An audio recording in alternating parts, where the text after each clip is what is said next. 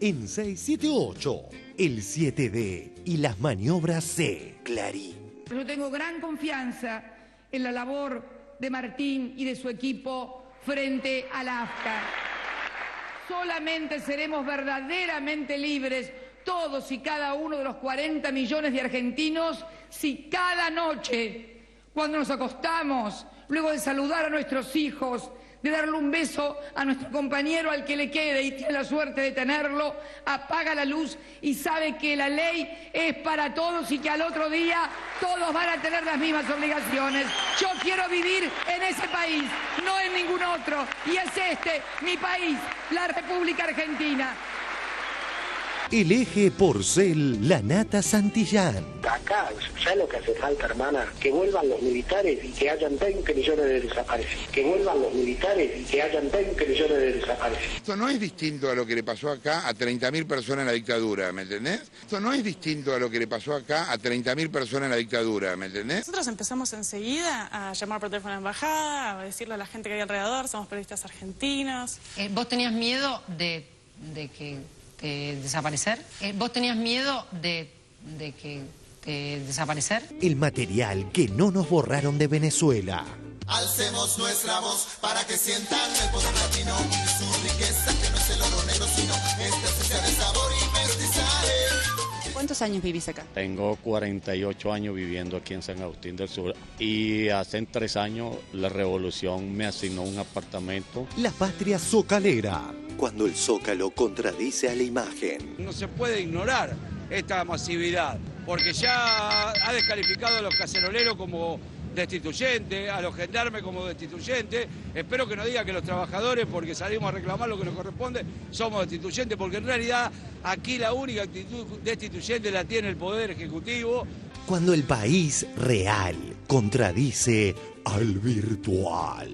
La continuidad del reclamo salarial por parte de gendarmes y prefectos. Nosotros lo que hemos hecho es una convocatoria al personal, a todos los camaradas de la fuerza, para que se reduzca un 50%, o sea, un puesto donde había 10 personas va a haber 5. A eso es lo que estamos llamando. Es notable lo de TN, casi que es gracioso.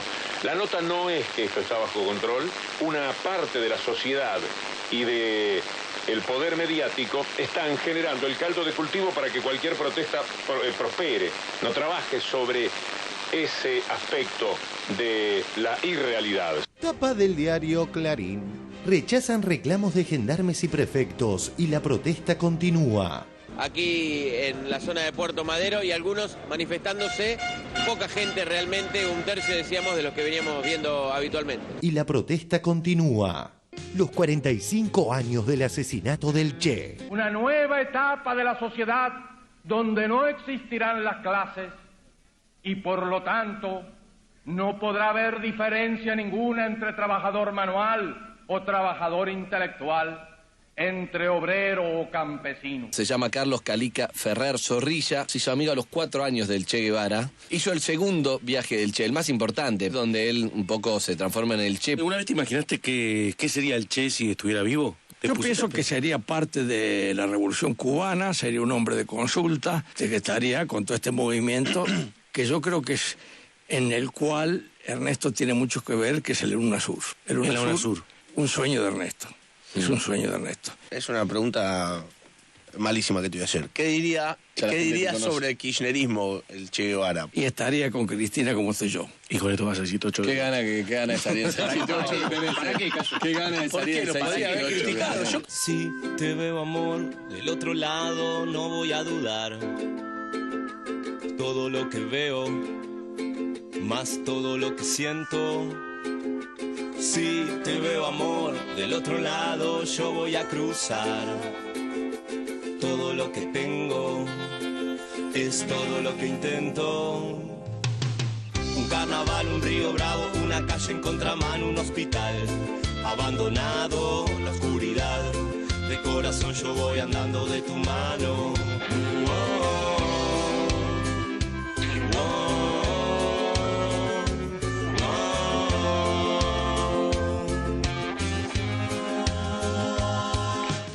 Otro día de enternecedoras noticias. ¡No! Vuelve la sección 6, 7 u 8 afiches. 107. Ex 106, Memoria Verdad, Justicia Paz, Plaza de Mayo. 2. Inversiones, Diario BAE. Las inversiones con Brasil, Rusia y China crecieron un 400%. Así lo aseguró el ministro de Planificación Julio De Vido en conferencia de prensa. 3. El lindo humor de Flor. No le voy a preguntar nada por la elección de Venezuela, pues si no empieza a decir, uy, no, cada vez que habla en serio, no, va a defender al comandante. Yo estaba en el teatro, me iba enterando porque cuando la gente empezó básicamente a putearme, ya me di cuenta que estaba ganando yo. Me mata porque viene el retuiteo. Pero es que claro, porque es que ya no son puteadas, se pasan. Entonces cuando estaba en el medio de la función, bajo a ver cómo va, porque en un momento parecía que ganaba Caprile, no sé qué, bueno, veo y... Pero una cantidad, dije, listo, ganó Chávez. Ironiza 678 y celebra que los muchachos utilicen el sanador recurso. Diario Clarín, página 12. Acá. El lunes, pasada las 4:30 de la tarde, 6, 7, 8 agentes del SEBIN nos detuvieron en el hall del aeropuerto Maiquetía.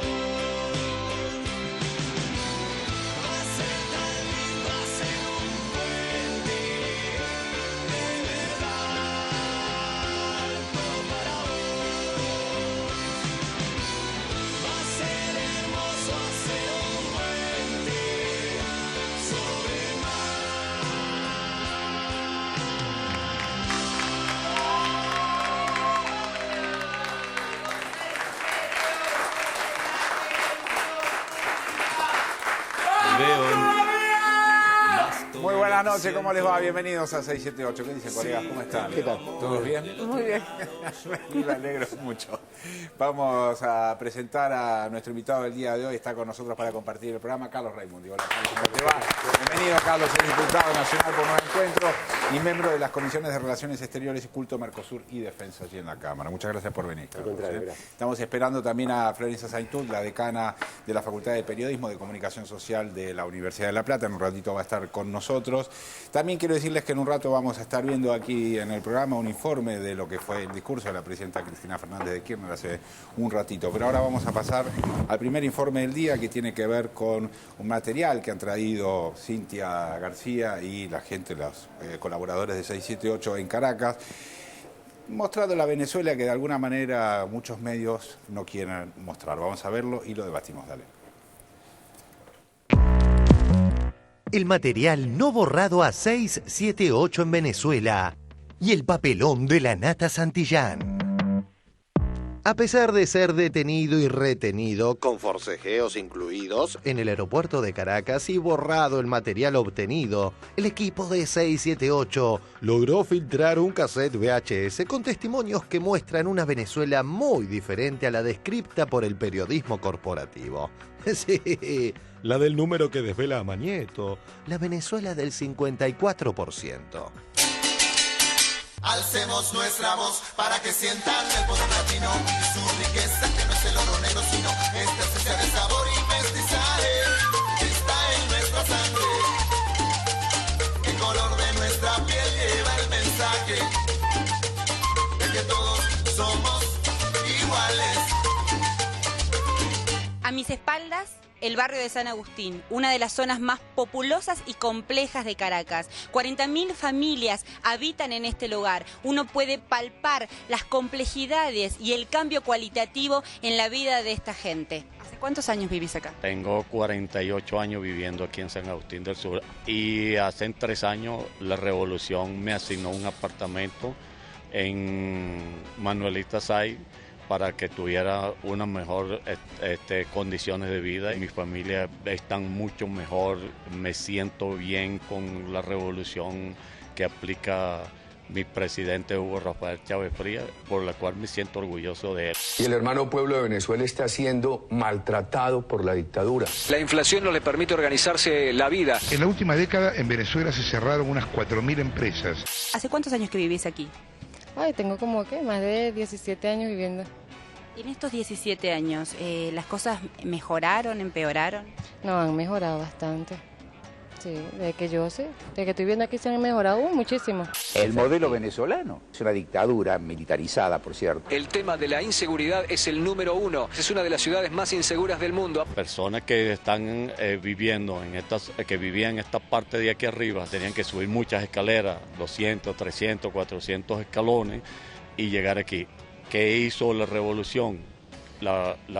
Como digamos, construir este metrocable, y el metrocable le ha mejorado su estilo de vida, tienen una facilidad mucho mejor para tener un acceso a su hogar, se sienten mucho más seguros porque el metrocable los transporta. Tras la derrota, quien regresó con las valijas repletas de odio y resentimiento fue La Nata. Es imposible no emparentar su exabrupto, del que no tendrá retorno, al abrupto final de su programa del domingo. Jorge La Nata vuelve a Venezuela para mostrarte desde adentro las elecciones más calientes y polémicas del continente. El candidato Hugo Rafael Chávez Frías, con el 54.42% de los votos. Terminó la incógnita, escuchabas recién al Consejo Nacional Electoral anunciando que ganó Chávez con el 54.42%, frente a Capriles con el 44.97%, y empezaron los festejos. Vamos a un corte, venimos a hacer un segundo, dale, quédate ahí.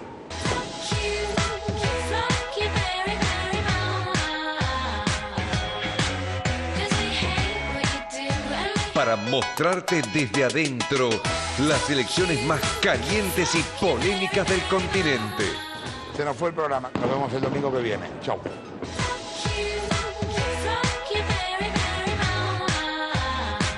Y al regresar... Me molesta que haya un montón de tipos del aparato de publicidad del gobierno que quieran poner en duda lo que nos pasó. Me parece que es igual a la dictadura cuando decían algo habrá hecho. Esto no es distinto a lo que le pasó acá a 30.000 personas en la dictadura, ¿me entendés? Que te chupan en un lugar los tipos de los servicios de inteligencia y te interrogan. La ex cábala del ciclo pepetiano TBR no logra pisar la pelota y preguntarse: ¿con quiénes me estoy alineando? Nosotros empezamos enseguida a llamar por teléfono a la embajada, a decirle a la gente que hay alrededor, somos periodistas argentinos. ¿Vos tenías miedo de desaparecer? ¿Vos tenías miedo de desaparecer? Y en ese momento, sí, digamos. ¡Vaya contraste! De aquellos programas especiales e informes con música emotiva que nos hacían reflexionar. Después de conocer la identidad, todos los nietos hoy son chicos más felices. Al noticiero de anoche, que no incluyó la restitución de identidad del nieto 107 en sus títulos, siendo relegada por el importantísimo no salto acrobático espacial de un señor en Estados Unidos. ¿Cómo pretendía saltar un hombre desde la estratosfera? ¿Cómo hizo la ciencia para garantizar que sobreviva? Tras los exabruptos de Santillán y La Nata, se esperan las expresiones críticas de la CIP y ADEPA. Y sobre Jorge, cabe preguntarse si quien siempre es el único en tener problemas no es en realidad el problema. Semanario Perfil del año pasado. Desde su exilio, La Nata habla con Fontevecchia. Reportaje en Boston al reconocido periodista. ¿Por qué no trabaja acá? La persecución en su contra. Bueno, desde que llegamos a Tucumán, que nos estuvieron siguiendo. 2 coches de espías de Alperovich que nos iban siguiendo por toda la ciudad. Y de otro, cuando ya se dieron cuenta que estábamos, nos echaron a patadas. Uno de los hoteles era el de Cristina, el otro el de Néstor. Gravísimo el equipo de Periodismo para Todos de Jorge La Nata, que estaba trabajando en Jujuy, fue atacado y robado. Vas a ver lo que pasa en Formosa. Yo estoy muy impresionado con lo de con Formosa. Vos fíjate cómo nos recibió un periodista muy cercano al gobierno. Primero lo vamos a sacar hasta en Villique. Bueno, entonces, o sea, eso no tengas ninguna duda de eso.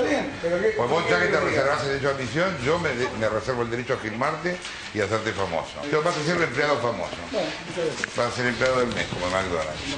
La historia del miedo estaba muy presente en San Martín de los Andes. Llegamos y nos decían que estábamos organizando un escrache contra nosotros. El hijo de Copetti nos siguió con un auto durante toda nuestra estancia ahí. Mira, es ese auto blanco que ves ahí. A 4 días de las elecciones presidenciales en Venezuela, Jorge Lanata y el equipo de Todo Noticias fue demorado.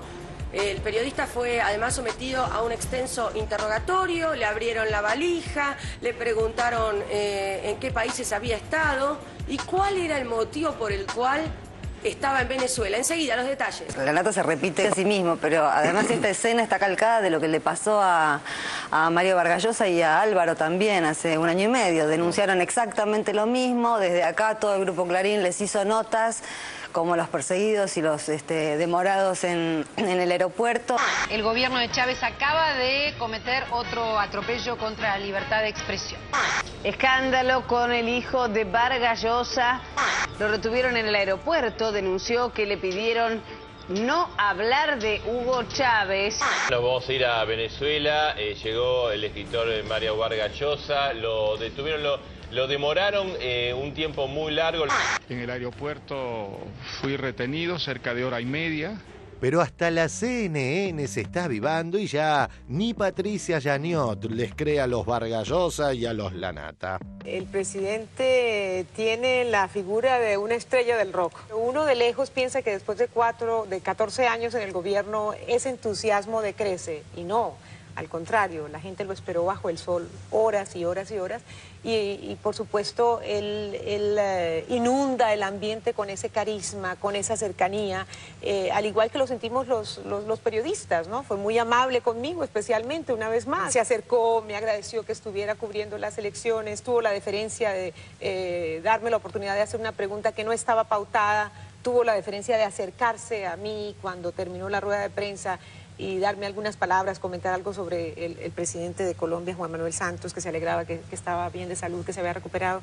Así que bueno, esas son señales de que no nos sentimos, digamos, amenazados de ninguna manera y no nos sentimos que hay ninguna predisposición tampoco hacia la prensa extranjera. Yo lo que noté fue un ambiente mucho más pacífico y mucho más tranquilo del que me imaginé que iba a encontrarme y eso me parece muy bien, me parece muy positivo, incluso hacia nosotros, hacia CNN. Yo no me sentía atemorizada, yo sentía que podía estar ahí, que podía hablar con todo el mundo y que no me iba a pasar nada malo.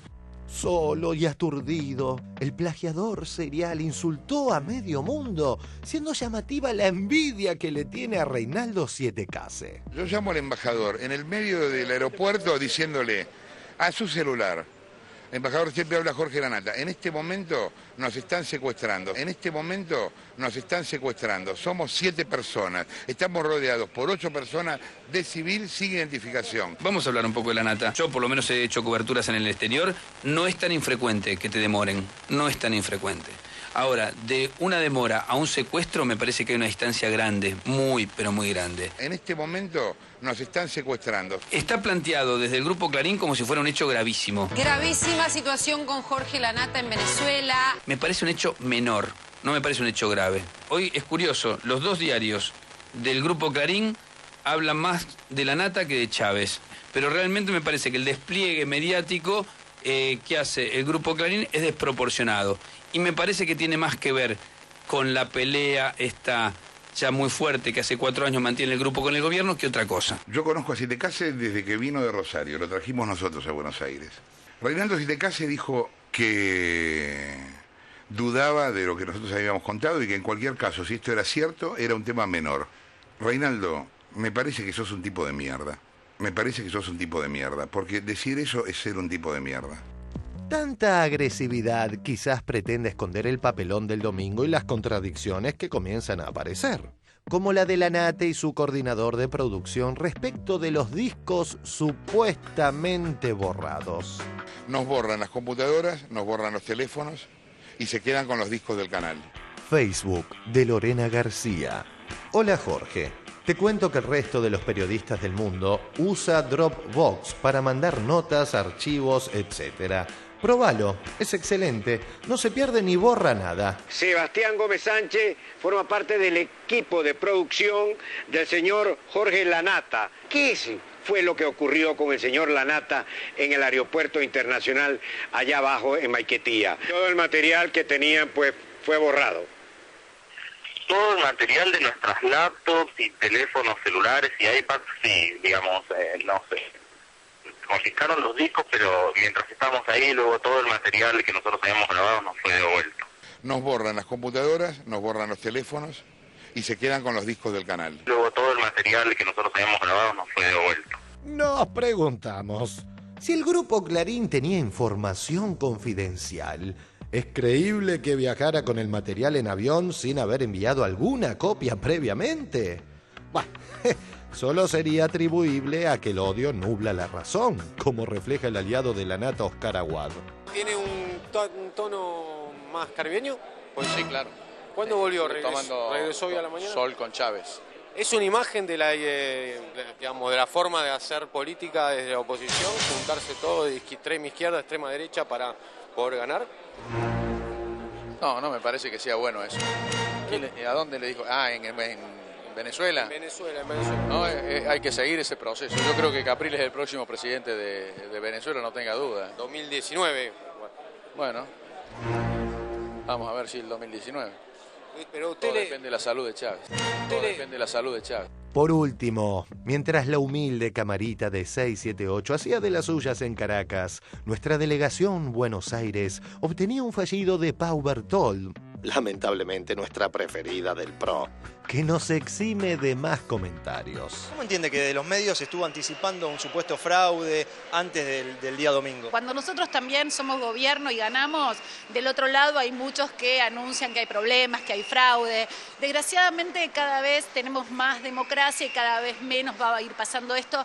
Desgraciadamente cada vez tenemos más democracia y cada vez menos va a ir pasando esto.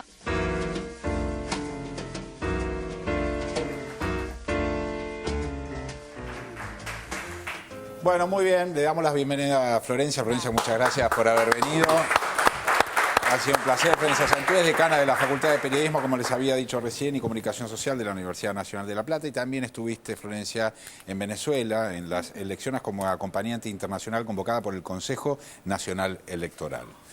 Muchas gracias por venir, te dejamos llegar tranquila. Vamos a preguntarle, Carlos, a ver qué te pareció el informe. ¿Qué es lo que opinás de alguna manera de estas dos miradas o de estas dos realidades que se muestran sobre Venezuela? A ver, dos cosas. Sobre lo de Lanata me da un poco de pudor, te digo la verdad. De tener que reforzar lo obvio. ¿No? Cuando uno ve esa casi gracioso de los informes. Ahora, el problema es que me parece que Lanata, como el principal comunicador del grupo, fíjate que se habla de dictadura, de falta de libertad de expresión, de persecuciones. Yo creo que en estos días en Argentina no debe haber habido un nombre propio más puesto en los medios y más expuesto que el de Lanata, digamos, lo cual desmiente completamente lo otro. Pero yo creo que el plan A, bueno, a eso iba, Luciano. Yo creo que el plan A era la derrota de Chávez, claramente. El plan B hubiera sido un estrecho margen que les permitiera denunciar el fraude. Como no pudieron anunciar la derrota de Chávez y no pudieron anunciar el fraude, tienen que anunciar la persecución de Lanata. Digamos, es decir, cómo se reemplaza una noticia para que tape otra, ¿no? Lo que pasa es que la calidad de las dos noticias, el nivel es absolutamente incomparable. La otra cosa es seguir teniendo mucho cuidado en la malversación de las palabras, porque se habla con tanta liviandad de estalinismo. El otro día, en un comercio, me pasa de escuchar a una mujer que dice: con esta cuestión del dólar me siento como violada, ¿no? Y ahora el tema de la desaparición y del secuestro, ¿no? Todo eso indudablemente prepara un clima, ¿no? y enrarece el clima. Lo último, lo de Chávez, ya ir a la cuestión. Venezuela es, entre otras cosas, el país que tiene mayor cantidad de reservas de petróleo del mundo. Más inclusive que Arabia Saudita, que hasta hace poco era el que ocupaba el primer lugar. Y el problema es, o uno de los problemas es, ¿a dónde va eso? ¿A dónde va esa renta? Digamos. Porque históricamente en los gobiernos normales entre comillas, de la región de Sudamérica, los que tuvimos en las últimas 3-4 décadas hasta antes de empezar esta última década, el poder era el que designaba dónde iban esos recursos. Y hoy los recursos de América Latina van a distinto lugar, van a manos de esos pobres que entrevistaba Cintia García. Lo segundo que me parece muy importante, porque Chávez es asociado con la cuestión de la dictadura, de la persecución, ¿no?, de los gobiernos duros. Y hay dos cosas que muestran, que son muy simbólicas. Una es el sistema electoral, absolutamente transparente, y la segunda es el sistema de encuestas. Yo no sé si ustedes se acuerdan que en las elecciones de Colombia había un candidato tapado, digamos, que había sido el alcalde mayor de Bogotá, Antanás Morbux, algo así se llamaba, que aparecía como que iba a disputar con Santos hasta último momento la segunda vuelta y después Santos le termina ganando por 40 puntos. Es decir, el sistema de encuestas de un país civilizado, gobernado por Uribe, ¿no?, pro democracia y todo, estaban expresando la falsedad de ese sistema.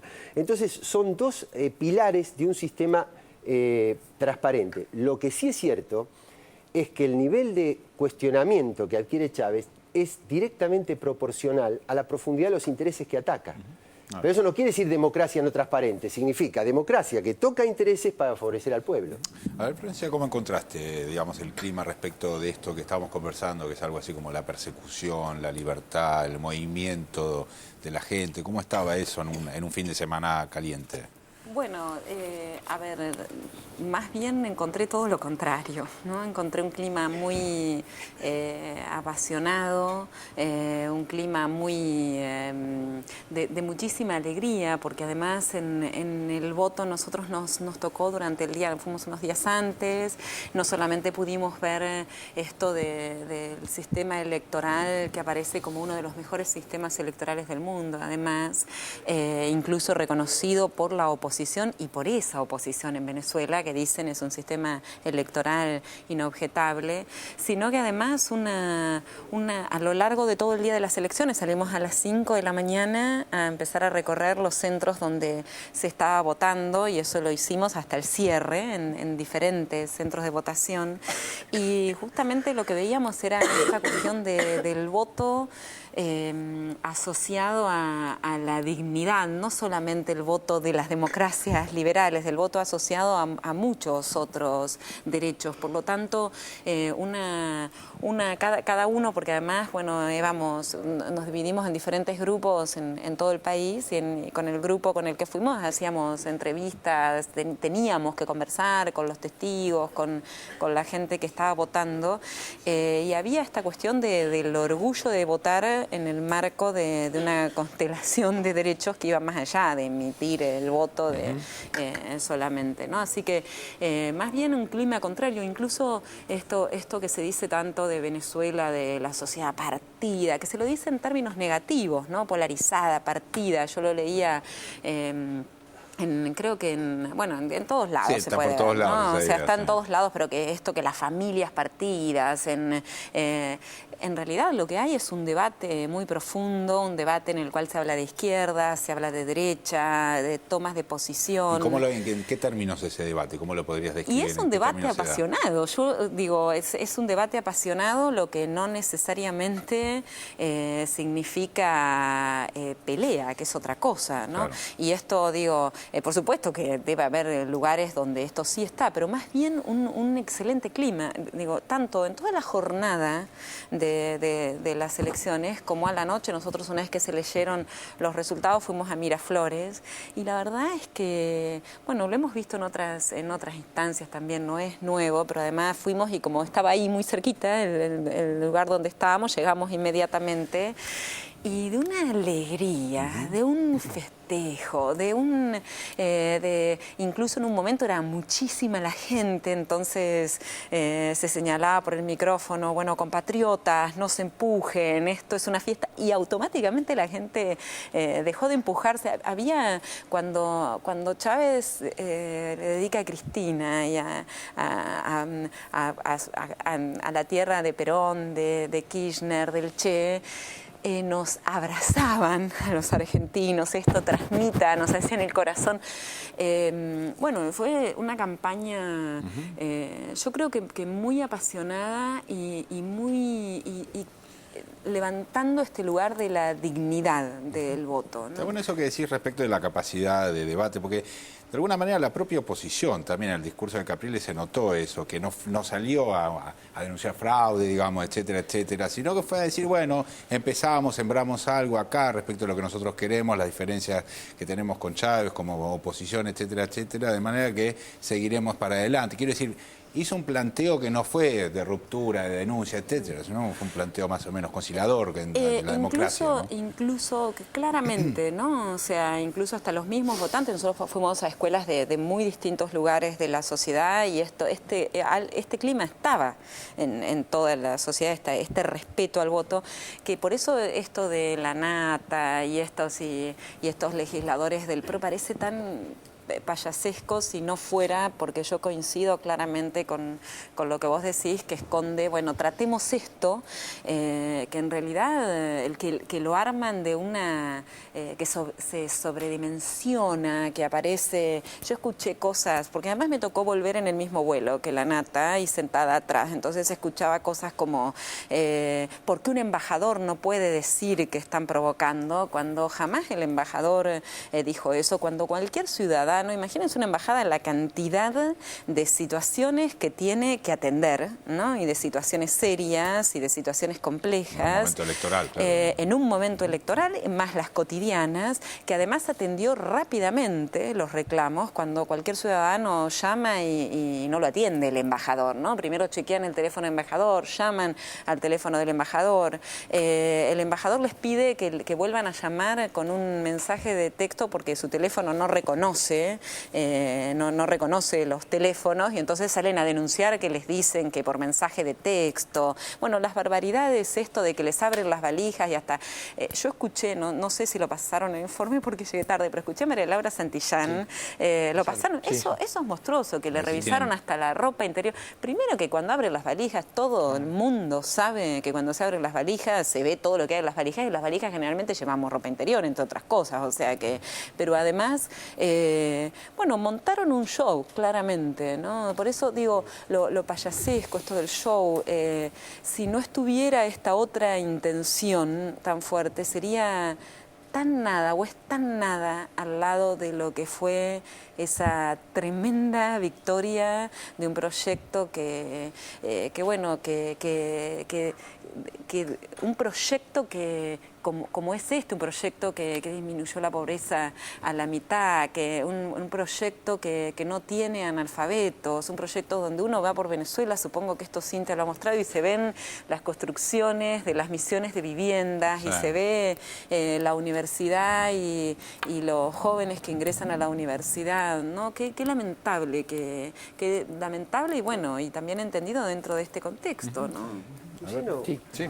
No, yo ya hablé, así que... Yo vengo siempre acá. Yo vengo seguido. ¿Sabés qué pasa? Que yo quería hacer una asociación entre esta cuestión del proyecto y para quién se prioriza el gobierno con el debate en la mesa de la familia. Y permitime contar, yo vengo de una familia donde mi padre era muy antiperonista. Y una de las cosas que permanentemente nos machacaba en contra de la imagen del primer peronismo era justamente esa, que el peronismo había dividido a la familia, ¿no? Que la Argentina vivía una situación plácida, que el debate no estaba y que vino Perón y lo puso. Y eso que para algunos sectores es malo y es escandaloso, para mí es maravilloso, porque es tener a la política en el living de tu casa, es decir, ¿sobre qué relación entre pueblo y política cabalgan las recetas de ajuste, las rifas del país, el Estado desguazado? Sobre la no política. Entonces, cuando la política está en la mesa, cuando el interés por lo público hace involucrar a la mamá, al hermano, al hermanito, al primito, digo, eso es absolutamente fundamental. Y hay un hilo conductor con el rol que cumple la nata. Porque vos fíjate que la nata, si yo les pregunto, ¿la nata favorece la relación del pueblo con la política o lo que favorece es que la gente aborrezca la política? ¿Cuándo denuncia algo de un poder privado? ¿Cuándo denuncia algo de un empresario? Entonces, hay todo un hilo conductor entre la despolitización y los proyectos de ajuste y los proyectos neoliberales. A ver, Ricardo. Sí, yo de la nata no voy a decir más nada. Me parece que es un tema sobretratado, desproporcionadamente tratado. Me parece que hay un elemento que es que en Venezuela se ha cerrado un ciclo.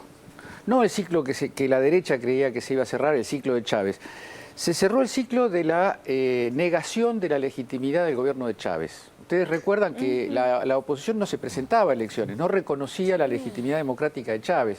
Acabo de escuchar a Capriles, que no solo no hizo denuncia de fraude, sino que salió a explicar, porque hay derechas que están muy calenturientas en Venezuela hasta ahora, salió a explicar que no hubo ningún tipo de fraude y que él hubiera sido el primero en denunciarlo. Reconoció legitimidad, participó el 80% de la población. En fin, estamos en una etapa superior del proceso de Chávez. Digamos, en todo caso, que la derecha encuentre un canal, digamos, efectivamente, más más lógico. Y eso es un mensaje también hacia afuera. Es un mensaje hacia la derecha argentina también, que siempre, cada vez que pierde una elección, habla de fraude. Totalmente. Hubo unidad de la oposición, la tan ansiada unidad de la oposición de la derecha argentina. Ahí se logró, digamos. Uno puede discutir si es natural, si es normal que se unan expresiones políticas tan diferentes, pero ahí se unieron y perdieron legítimamente, y esto es un nivel superior de democracia. Vamos a cambiar de tema, pasamos al discurso. Bueno, hoy ustedes saben que se cumple 3 años de la sanción de la ley de servicio de comunicación audiovisual. Vamos a ver algunas de las declaraciones que hizo la presidenta Cristina Fernández de Kirchner en el día de hoy, y también el titular del AFCA, Martín Sabatella. Lo vemos y lo debatimos, dale. A 3 años de la sanción de la ley de medios. Tenemos 25 grupos que tienen 250 licencias. Y estos grupos, estos 25 grupos que están por encima, que tienen más de lo que la ley prevé, han iniciado el proceso de adecuación, reconociendo, por supuesto, la ley y reconociendo, por supuesto, al AFCA como autoridad de aplicación de la misma. Y después, hay un solo grupo que tiene 250 licencias, que además de estar excedido muy por encima de lo que la ley prevé en términos de licencia, también está excedido en términos de ese 35% del mercado. Pero además de estar excedido, no reconoce la ley, no reconoce el AFCA como autoridad de aplicación y por lo tanto se niega a cumplirla. Pero la Corte ha sido muy clara, la ley es para todos, la ley es para cumplirla, y entonces el AFCA tiene la misión de hacer cumplir esa ley. Y el 7 de diciembre, que es la fecha tope, que es la fecha máxima, que ha dado la Corte para terminar con esta cuestión de las cautelares, ese 7 de diciembre es la fecha máxima para que todos los grupos, para todas las empresas, estén dentro de la ley presentando su plan de adecuación en el AFCA. Después de eso, el 8 de diciembre, con los plazos para la adecuación voluntaria vencidas, y tendrá el AFCA entonces que actuar para garantizar el cumplimiento de la ley, para garantizar el servicio a la comunidad y, por supuesto, garantizar la fuente de trabajo. Martín hablaba del día 7 y que entonces al otro día, el 8, tiene que cumplirse. El 8 no vas a poder, Martín, porque es el Día de la Virgen. Pero el día hábil siguiente, por esas raras casualidades y esos destinos, es el día 10 de diciembre, Día de los Derechos Humanos Universales. Día de los Derechos Humanos Universales. Nada más ni nada menos. Hemos visto en estos 3 años medidas y medidas judiciales y jueces puestos a dedo. La última semana, los últimos 15 días, vimos cómo se intentaba frustrar que un organismo de la Constitución, creado por la reforma del año 94, como el Consejo de la Magistratura, no pudiera designar los jueces surgidos de un concurso que lleva ya más de 3 años, Cuando te ponen jueces especiales, se rompen los principios básicos del derecho penal occidental, que establece que los jueces deben ser los jueces naturales, tanto en lo civil como en lo penal, como en lo administrativo, como en todas partes. Yo confío en las instituciones de mi país. Tengo el deber como presidenta de hacerlo. Primero porque la inmensa mayoría está dentro de la ley y quiere vivir dentro de la ley. Necesitamos mucho consenso interno entre todos los argentinos para saber que tenemos un país y un pueblo soberano, una constitución que respetar, una ley que es igual para todos, porque solamente nos hará libre, solamente seremos verdaderamente libres todos y cada uno de los 40 millones de argentinos si cada noche, cuando nos acostamos, luego de saludar a nuestros hijos, de darle un beso a nuestro compañero al que le quede y tiene la suerte de tenerlo, apaga la luz y sabe que la ley es para todos y que al otro día todos van a tener las mismas obligaciones. Yo quiero vivir en ese país, no en ningún otro, y es este mi país, la República Argentina. Muchas gracias y buenas tardes a todos.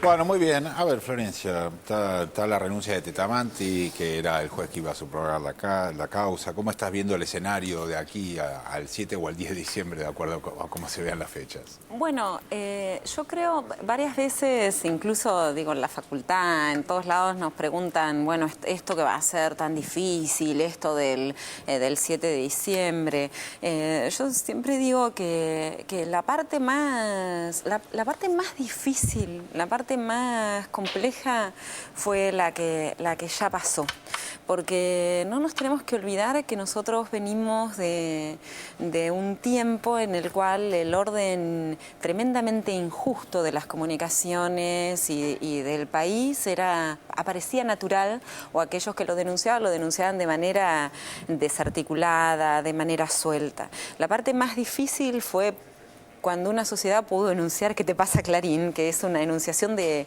muchas otras, es poner en discusión muchas otras injusticias además de las comunicaciones, y a eso llegamos. Entonces ahora queda otra parte, o sea, queda un paso más. Nunca los procesos de emancipación son lineales además, y yo creo que el nombramiento de Martín Sabatel acá es una muestra clara, contundente para la sociedad argentina de que efectivamente no va a haber concesiones, no es que no va a pasar nada como a veces ha circulado, ¿no? O sea, Clarín hizo un spot diciendo eso, no pasa nada. Exactamente, no pasa nada, o incluso, digamos, que esto que hoy dijo la presidenta, que lo viene diciendo, ¿no? Y que va de la mano también con la designación de Sabatel, tiene que ver con una firme decisión de que la ley para todos iguales, y esto es lo que venimos construyendo desde hace muchos años. Con eso llegamos a la ley, con eso llegamos a tantas otras cuestiones en la Argentina, con eso llegamos a la asignación universal también, ¿no? Digamos, a tantas cuestiones. Entonces, a mí me parece que la verdad es como lo veo con enormes buenas expectativas. Esto, algo, por supuesto que sí va a pasar, y no hay lugar en esta Argentina para posiciones de privilegio, ¿no? Y para lo que pasa después, ¿qué ves? Porque, digamos, después pasa que va a haber un nuevo escenario de medios de comunicación en el cual van a intervenir, me imagino yo, una pluralidad de empresarios, por lo tanto también una pluralidad de voces que irán repartiendo, digamos, este escenario. ¿Cómo ves que se va a producir eso? ¿Cómo lo ves al Estado en la preparación de ese nuevo escenario comunicacional que se viene para el país? Bien, una cuestión que a mí me parece también importante señalar es que tampoco es verdad que en estos 3 años no pasó nada, ¿no? O sea, que también es otro de los discursos, ¿no? El 7 de diciembre no va a pasar nada y la ley fue un fracaso, que yo lo he escuchado de diferentes lugares, por supuesto todos intencionados, incluso desde algunos lugares de cierta experticie, ¿no? la cual no pasó nada. Por supuesto que sí pasaron muchísimas cuestiones, ¿no? Cuestiones que hoy se señalaba en el spot, en el acto de la presidenta, con números, cuántas radios, las licencias, la producción de contenidos, el VACUA, la creación de los organismos que la ley prevé. Bueno, digamos, la enumeración además está muy clara en ese spot, ¿no? Y además ha sucedido que hoy en la Argentina no es natural cualquier orden, ¿no? O sea, que eso está en discusión. Eso sí ha sucedido también durante estos 3 años. Lo que viene es seguir profundizando ese proceso. Y yo creo, cuando vos decís cómo me imaginás, la verdad es que yo creo que por supuesto habrá muchas cuestiones que van a salir mal, porque también así se aprende, que no van a salir exactamente tal cual, que no es que al otro día que se construye, y van a salir otras muy, muy bien, porque estamos preparados, porque hemos ido construyendo esto con mucho tiempo y esfuerzo, ¿no? Entonces, ya es una cuestión que a mí me parece muy importante, es cómo, por ejemplo, los diferentes grupos que no son Clarín están sentándose en la AFCA y están planteando sus programas de, digamos, de adecuación. Claro. Y esto es muy importante también, ¿no? O sea, a mí hay una cuestión con esto de la ley para todos que me parece muy impactante, que es Clarín, digamos, Clarín, TN, son los artífices más sofisticados de estos, a ver, sí, porque tienen lo han armado con mucho cuidado de todo el discurso de la inseguridad, de la violencia, de los unos contra los otros. En este país no se puede vivir porque roban. Eso tiene que ver. O sea, cuando no hay posibilidad de vivir juntos sin una ley, sin una terceridad en la cual podamos sentirnos, sin una terceridad en la cual se diriman los conflictos, ¿no? Y ellos son los primeros en violarlos, que es psicotizante ese discurso, sí, totalmente. ¿No? A ver, Carlos. Bueno, yo coincido con Florencia que lo que ha venido pasando fue fuertísimo y muy positivo, muy saludable para nuestra sociedad. También creo que lo que viene, cuando uno habla de desprenderse de licencias que generan una renta grande y que además dan una capacidad de unificar discurso y de transmitir, cuando hay que desprenderse de una parte de eso también es fuerte.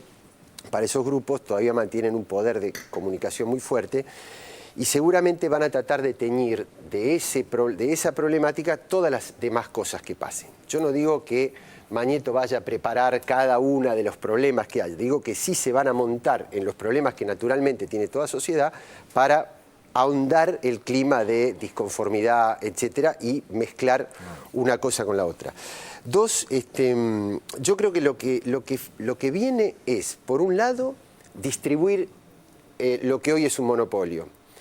Pero la otra cara de eso es que a todos los otros sectores de la sociedad, los que la ley habilita para ejercer la comunicación audiovisual, tienen que ocupar ese espacio. Es decir, esto hay que distribuirlo, pero universidades, municipios, radios comunitarias, ONGs, organizaciones de derechos humanos, centros culturales, todo eso tiene que ser la producción del mensaje alternativo. Y una imagen que para mí sintetiza todo, envuelve todo, que lo dijo hoy la presidenta y está en el spot, que me parece muy didáctico y me parece que hay que apelar mucho a lo pedagógico, a lo didáctico, es cuando la presidenta dice, y en el spot se muestra con un dibujito, que de ninguna manera puede estar un grupo por encima de los 3 poderes, y entonces pues vuelve a poner las cosas en su lugar y pone a las instituciones por encima de los intereses de los grupos, ¿no? A ver, Mariana. Sí, yo no soy tan optimista como Florencia respecto de aquí al 7. Me parece que el 7 se abre otra etapa, pero que estamos viviendo ahora otra. Es decir, una etapa fue obtener la ley, una segunda fue todo lo que se construyó, que en eso yo coincido. Una tercera etapa me parece que es esto, y un poco por lo que decía Carlos recién, me parece que tiene que ver con una necesidad de estos grupos económicos que necesitan una democracia débil para poder imponerle cada uno lo que necesita, digamos, cada uno su presión, y no pueden permitir que esto se lleve adelante, ellos no se lo pueden permitir. Entonces me parece que estamos viviendo una etapa que yo diría que hay que tenerla en cuenta casi como cuando se estaba votando la ley, o sea, de una cosa de mucha alerta, de mucha movilización en los interesados porque esta ley se cumpla y mucha atención respecto de dónde viene cada tiroteo y no hacer una lectura lineal. Y quería recordar simplemente dos cositas. Una, los números de cómo se votó. Esta ley obtuvo 147 votos a favor en diputados y 44 contra 24 en el Senado. En un momento que no tenía mayoría, en un momento, en ese momento todavía tenían, porque no había habido el recambio, pero era un momento en el cual la discusión de los medios de comunicación no era esta. Y sin embargo, en ese contexto, los diputados y senadores pudieron desatarse de lo que venían atados antes y pudieron votar 147 en diputados y 44 en el Senado. Y una última cosa, todos los discursos a favor y en contra en la Cámara de Diputados, y Carlos lo recordará, hablaron de las corporaciones y de los monopolios, para votar a favor o para votar en contra. Eso fue histórico. Nunca el Parlamento había hablado en esos términos de los medios de comunicación. Liberó también incluso a quienes se oponen a la ley.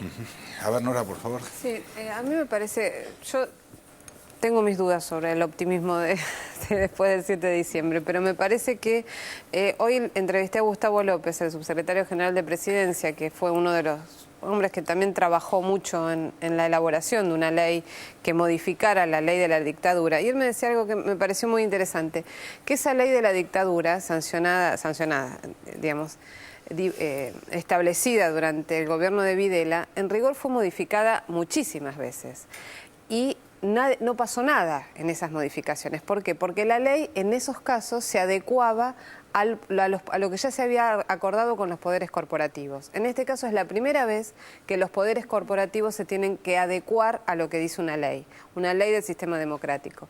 Y creo que lo que está en juego, y es tan evidente esta batalla en la que cada día digamos, las municiones son de mayor tenor, de mayor digamos, falta de límites en todo sentido. Creo que lo que hace el ex progre de la Nata es una manifestación cabal de esa guerra, donde van cambiando generales hasta buscar el más efectivo para lograr sus fines.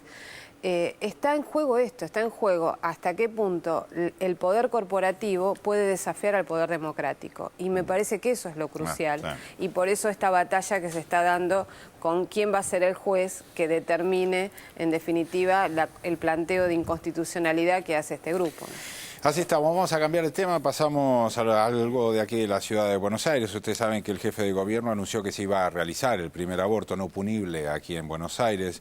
Por el aviso, justamente, una asociación católica fue a la justicia, se presentó a la justicia y una jueza suspendió la operación. Mauricio Macri fue denunciado en el día de hoy penalmente por difundir datos que por ley deben ser obviamente secretos. Vamos a ver el informe y lo debatimos, dale. La maniobra Provida. Denuncia penal contra Macri y protección total de la Corpo.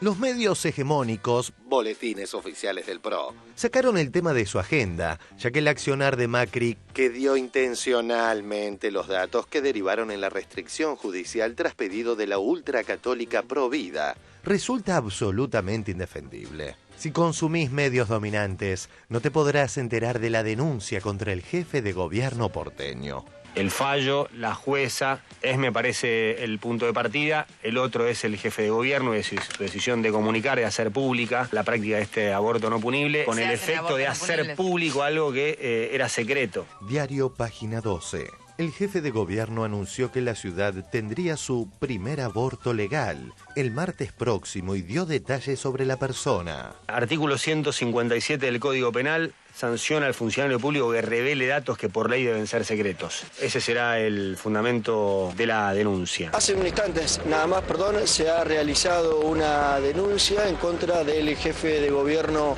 porteño por la suspensión del aborto no punible. Nosotros acá hoy estamos haciendo esta presentación con todas las organizaciones y creo que la sociedad es la que tiene que ponerse a discutir esto. Creemos que parte de toda esta este ultraje que está sufriendo esta mujer, de este sometimiento que está sufriendo durante estos días, tiene que ver con que fue el jefe de gobierno el que dio a conocer, el que hizo pública la noticia, y lo hizo público por una cuestión, si pensamos bien, es por una cuestión de marketing, porque quiso con eso decir, bueno, se puede hacer igual un aborto aunque yo vete la ley.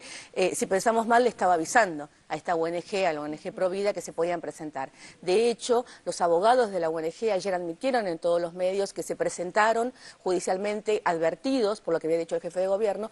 Estamos en contacto con el doctor Roberto Castellano, presidente de la ONG Provida. ¿Ustedes cómo se enteran de la situación de esta mujer que está en el Hospital Ramón Mejía y que iba a abortar? Bueno, lo anunció públicamente el jefe de gobierno, Mauricio Macri. Me parece que esto que ha provocado el jefe de gobierno de violar la confidencialidad mínima del paciente con su médico, ¿no? Esto es hasta violar los protocolos de prácticas médicas. Además, en una situación de trata, en una situación de violencia de género, en una situación de violación, con lo cual, digo, todos los protocolos que tienen que ver con estas situaciones son aún mucho más restrictivos con respecto a que si no es la propia víctima la que quiere dar a conocer algo, ni siquiera tiene la obligación de hacer la denuncia, ¿no? El problema no es el abogado Provida que se inmola, se expone, sino que una jueza tome esta decisión desconociendo el fallo de la Corte, que haga lo que quiera el abogado de Provida, que monte su show. Bueno, la asociación instauró esta demanda para que se proteja la vida del niño.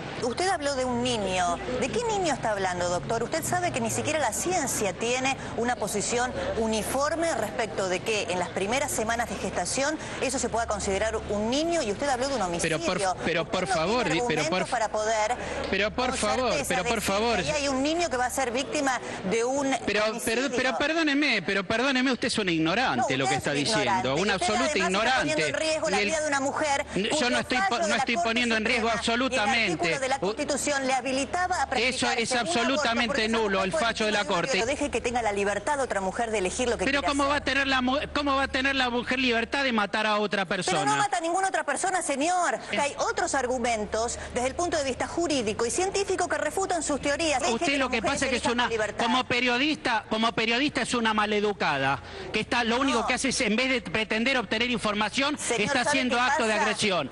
Así que yo le doy por terminada la entrevista. Gracias. Déjese de molestar con esos argumentos jurídicos cuestionables a una mujer que tenía todo el amparo de la ley, del artículo de la Constitución, del fallo de la Corte Suprema de Justicia para someterse hoy a esta práctica, después de haber sido violada como víctima de la trata de personas. No son abogados que están alineados a lo más conservador de la Iglesia Católica. Esto hay que contextualizarlo porque claramente son organizaciones que avanzan sobre nuestros derechos. ¿No cree usted, doctor, que tendría que haber una amplitud mayor de derechos civiles en la República Argentina que permiten este tipo de situaciones? No, el matrimonio es para el hombre y la mujer y para la procreación. El periodismo corporativo protege en forma vergonzosa al procesado jefe de gobierno, ahora denunciado por actuar en tándem con la ultraderecha. La organización Provida es tan de derecha que hasta Ruiz Guiñazú los cuestiona. Tengo en línea al doctor Alberto Solané, que es abogado y presidente de la Asociación Abogados por la Concordia y la Justicia. Doctor Solané, buen día. Mucho gusto, Magdalena, buenos días. Nos dio cierta tranquilidad ver que usted se va a hacer cargo del bebé de esta señora cuando nazca, ¿no?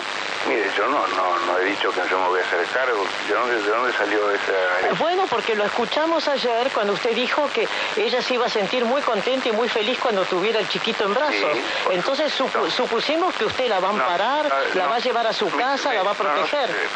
Veo una gran ironía en su... Exactamente, doctor. Está detectando la verdad. Elena, me he ocupado de llamar a 2 o 3 instituciones para que hagan la contención de esta señora y no sigan actuando los expertos que están mandando los abortistas para que esta señora termine pobrecito con la vida de su chico.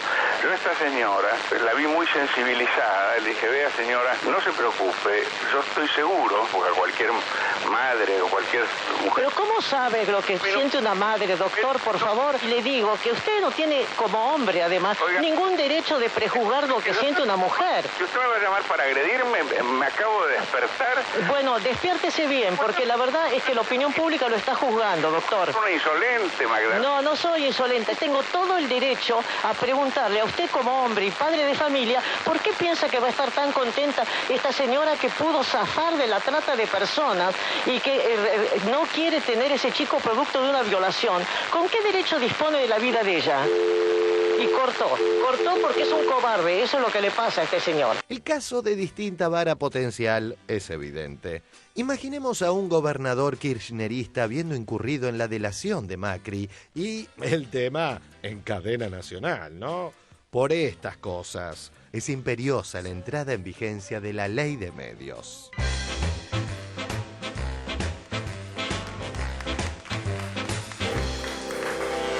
Bueno, muy bien. A ver, Carlos, es por cierto bien impactante, ¿no? Sobre todo teniendo en cuenta la historia también de esta chica que llega a esa situación, le van a la puerta de la casa, a la puerta del hospital, a escracharla, una cosa realmente muy violenta, ¿no? Sí, demuestra el desprecio por este tipo de, por este costado del tema. Mira, yo sobre el fondo de la cuestión soy firmante de 2 proyectos a falta de uno por la despenalización del aborto, así que está de más que diga lo que pienso. Ahora, sobre este tema, vos fíjate que el neoliberalismo no solamente privatiza lo público, sino que cuando le conviene a sus intereses publica lo privado, digamos, ¿no? Exhibe sin ningún pudor, con absoluto desenfado, lo que debe ser esfera más personalísima de cada uno, y sobre todo a la gente más indefensa, ¿no? Por eso digo, todo esto demuestra toda una entretela, digamos, que no es solamente sobre este tema, sino sobre muchos otros. Segundo, el gran desprecio por la ley, porque aquí ya ni siquiera se trata de lo que pensamos sobre el aborto, sino de lo que pensamos de un código penal que establece claramente las excepciones y que data de 1921, y de un fallo muy reciente de la Corte, que este abogado dice que es nulo. Es decir, se ponen otra vez, uniéndolo con el tema anterior, se ponen otra vez por encima ellos de las instituciones, siendo que la derecha es la que más reclama, ¿no?, la calidad institucional, el diálogo. Ahora, cuando la calidad institucional o el diálogo están en contra de sus intereses, se ponen por encima de la ley y agreden. Yo digo, ¿cuánto tenemos que seguir haciendo y machacando para evitar que esta gente recupere poder en la Argentina, ¿no? Te agradecemos, Carlos, sabemos que te tenés que ir. Muchísimas gracias por haber venido al programa. Gracias. Nosotros vamos a ir a un corte, en un ratito retomamos con más 678. Dale.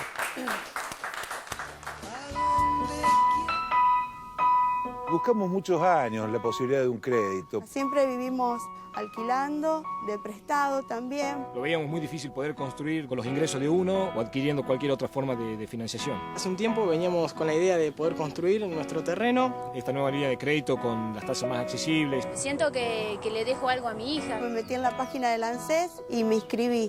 Fue rapidísimo. En 2 meses nos asignaron el crédito. La idea de la casa siempre fue para nosotros nuestro nidito. Con una vista a los cerros. El armado de la parrilla. Casados, y me gusta recibir amigos. La casa capaz que no será muy grande, pero el corazón es grande. Después de 28 años de casado, este sueño para nosotros se hizo realidad. Ahora sí que voy a tener espacio. Para mí es un orgullo tener mi primera casa. Estamos muy felices. Detrás de cada crédito hay una historia. Ya son más de 25.400 las familias que empiezan a escribir la suya en su casa propia. Podés inscribirte en el programa entrando en www.anses.gov.ar, porque no hay nada más lindo que llegar a tu casa.